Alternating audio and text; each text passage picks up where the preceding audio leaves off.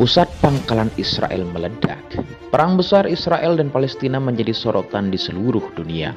Warga dunia yang selalu menyuarakan diakhirinya perang tidak ditanggapi serius oleh pihak-pihak pemerintah dunia, yang bahkan perang tersebut telah jelas-jelas melanggar aturan perang dengan menindas perempuan dan anak-anak dari Palestina. Dan dari kekejaman terbesar di sejarah, hingga truk es krim pun dijadikan tempat mayat di Palestina. Israel yang semakin kejam mendapat serangan tanpa takut mati dari pasukan Hizbullah yang selalu menerjang senjata-senjata dari Israel dan menunggu pasukan-pasukan yang berhati bersih ingin membela Palestina. Tim kami di lapangan mengabarkan bahwa baru saja ada pembalasan cepat dari pasukan Hizbullah hingga meledaknya pangkalan strategis dari armada Israel. Perbatasan Lebanon dan Israel yang sebelumnya terus memanas dengan saling bertukar serangan antara militer Israel dan pasukan Hizbullah. Menteri Pertahanan Israel Yoav Gallant meminta penguatan front di utara Israel itu mengingatkan kekuatan pasukan Hizbullah yang melampaui Hamas di tepi Gaza dan ketakutan akan serangan tersebut. Ia mengingatkan militer di negaranya agar bersiap dengan potensi pertempuran di front utara melawan pasukan Hizbullah. Gallant meminta pemerintah merampungkan pemindahan peralatan militer ke front utara, wilayah perbatasan dengan Lebanon.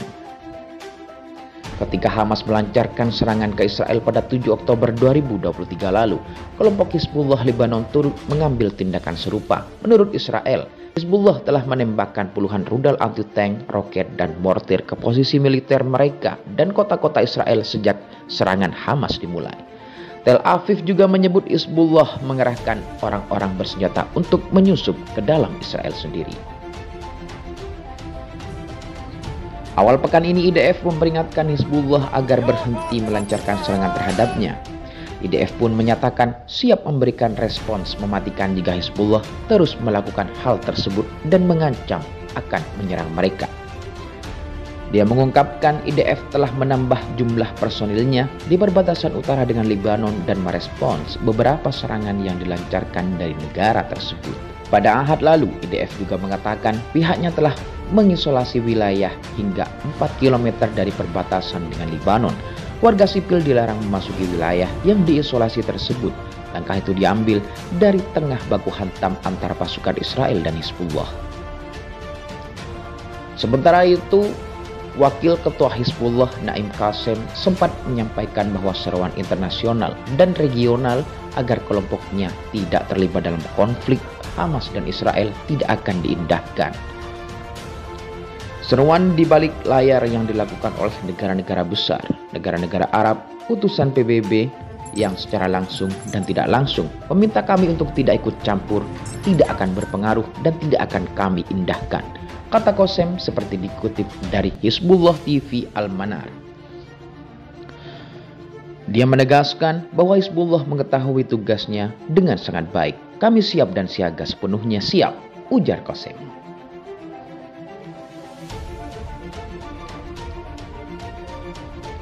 Hizbullah telah menargetkan posisi dan tank militer Israel. Israel sebaiknya menargetkan apa yang mereka sebut sebagai sumber api, karena Hizbullah tidak memiliki posisi atau pangkalan militer di sepanjang perbatasan. Namun, pertukaran di sepanjang perbatasan masihlah terkendali. Setidaknya untuk saat ini, kedua belah pihak menghindari jatuhnya korban sipil dan dari segi geografi, konflik sangat terbatas pada radius 4 km di kedua sisi perbatasan. Tidak ada pihak yang menginginkan hal ini menjadi perang besar-besaran. Hizbullah dengan jelas mengatakan bahwa ini adalah peringatan dan pertempuran kecil. Namun seorang pejabat tinggi Hizbullah mengatakan kemarin bahwa mereka tidak akan membiarkan Gaza jatuh. Telah dilaporkan bahwa tank andalan militer rezim Zionis Israel Markava hancur diterjang peluru kendali pasukan Hizbullah di Lebanon. Serangan terjadi di wilayah utara Palestina pendudukan. Menurut Al-Maiden, Hizbullah Lebanon dalam sebuah pernyataan pada hari Rabu mengumumkan pasukan perlawanan menyerang tank Markava Israel di pangkalan militer Avivim dengan peluru kendali yang menyebabkan tank tersebut hancur dan jumlah pasukan Zionis tewas atau terluka. Pada saat yang sama, rezim Zionis mengumumkan 4 roket telah menghantam wilayah utara Palestina pendudukan dan di wilayah perbatasan selatan Lebanon. Sebelumnya, radio tentara Zionis mengumumkan bahwa sebuah peluru kendali anti-tank ditembakkan di Lebanon menuju pangkalan militer Avivim. Media Ibrani juga mengumumkan bahwa setelah serangan ini, beberapa jalan diblokir di pinggiran Avivim. Jaringan Al-Maiden juga mengumumkan serangan Hizbullah terhadap posisi militer Al-Bayad di utara wilayah pendudukan.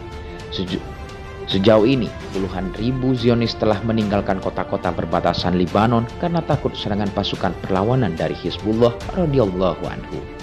Dan dikabarkan, pasukan pembebasan dunia sedang merencanakan sesuatu penyerangan kepada Israel dengan skala besar.